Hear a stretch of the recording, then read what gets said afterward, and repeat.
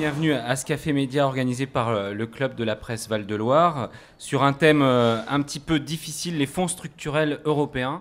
Il y a des termes un petit peu complexes. Est-ce que juste en 2-3 définitions, vous pouvez nous les donner et nous les rappeler, ces fonds, et à quoi ils sont destinés?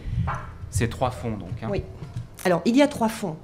Le fonds FEDER, le Fonds européen de développement régional, qui intervient pour 75% de son enveloppe auprès des entreprises.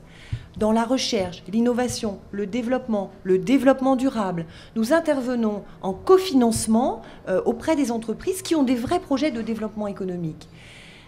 Donc ça, c'est pour 75% de l'enveloppe. Et l'autre quart de l'enveloppe va aux collectivités. La région Centre a choisi, de façon très opportune et intéressante, à valoriser le transport en site propre. Donc ces 25% sont utilisés pour le tramway de Tours et le tramway d'Orléans dans la plus grande majorité. Ensuite, vous avez le FSE, le Fonds social européen.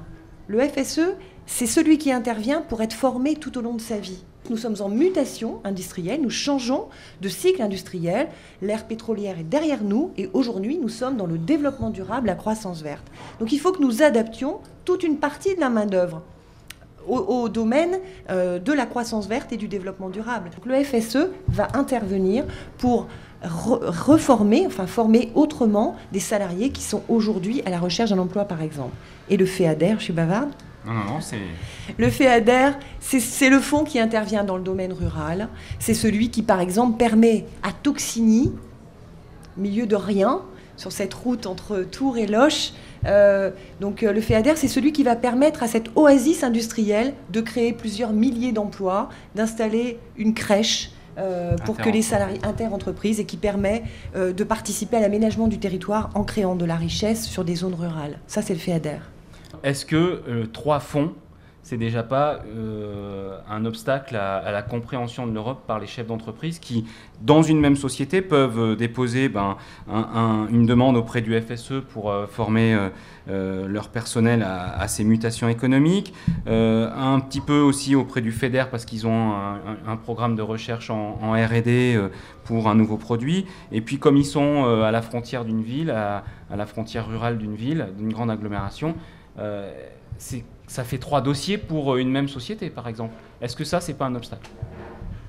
Excellente analyse. Alors, parmi les quelques constats que j'avais pu aussi trouver sur le non-accès des sociétés françaises, des entreprises françaises à ces fonds structurels européens, il y a ce complexe de la petite société qui dit « mais non, mais l'Europe, c'est trop loin, je n'ai pas le droit à un fonds ». Notre collectivité, depuis 2000, a pris cette compétence de gestion des fonds européens pour le FSE, pour le FEDER.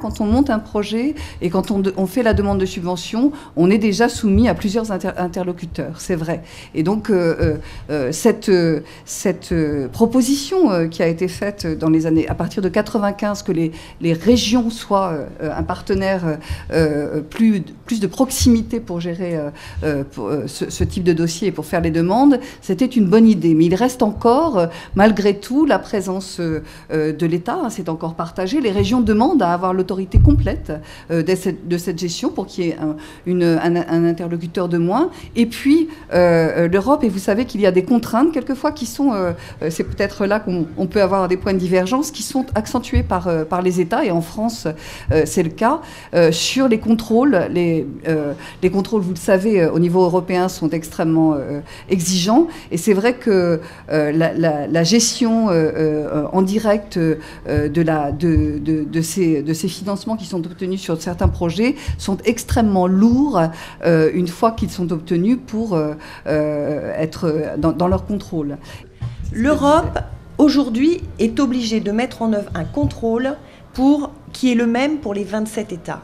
Or, vous le savez aussi bien que moi, certains États de l'Europe n'ont pas la même culture des fonds publics, ont une culture des fonds publics un peu plus aléatoire que certains États, comme l'État français, qui dispose en son sein d'un certain nombre de contrôles qui sont déjà importants.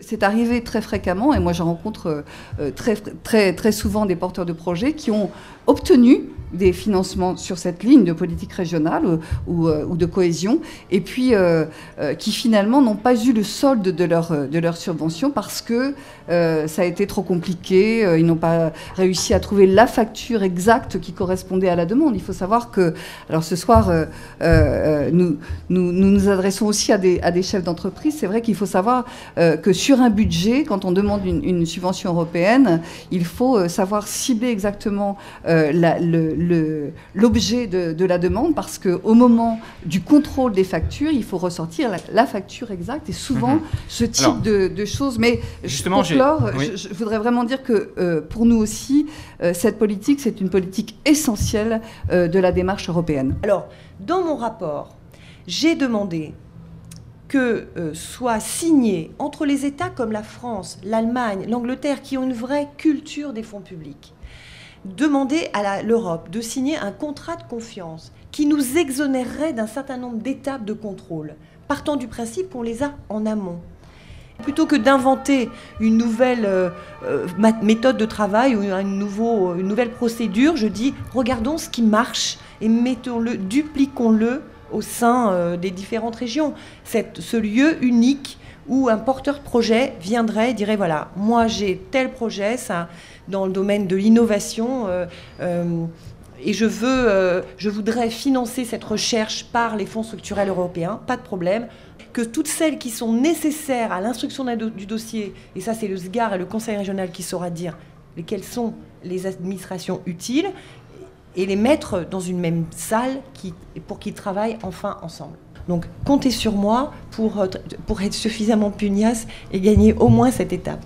La création de cette vice-présidence à la politique européenne et à l'interrégionalité est aussi une réponse, un diagnostic et le début d'une solution, c'est ça. Essayer de concentrer dans une même administration, même si le Conseil régional n'a pas la main sur tout, mais la réponse régionale à l'Europe. En fait, c'est le vœu des régions. Alors, c'est vrai qu'il n'existe pas dans toutes les régions de vice-présidence, de délégation spécifique à l'Europe et aux politiques européennes comme ici. Et c'est vrai que la volonté de François Bonneau était vraiment d'avoir cette forte implication européenne. Mais le rêve de Sophie Auconie existe quand même déjà un peu en région centre, puisque le service dédié, le département vraiment prospectif pour l'Europe, travaille vraiment de concert, hein, déjà avec toutes les directions de l'État, avec le SGAR, avec la DRIR, et donc il y a déjà une démarche extrêmement concentrée, et nous sommes déjà dans une démarche de meilleure proximité pour les porteurs de projets. Voilà, donc merci beaucoup d'avoir été présent, et puis donc vous pourrez voir cette émission et revoir cette émission sur le site internet du club. À bientôt. Et merci d'avoir fait une émission sur l'Europe. Bravo.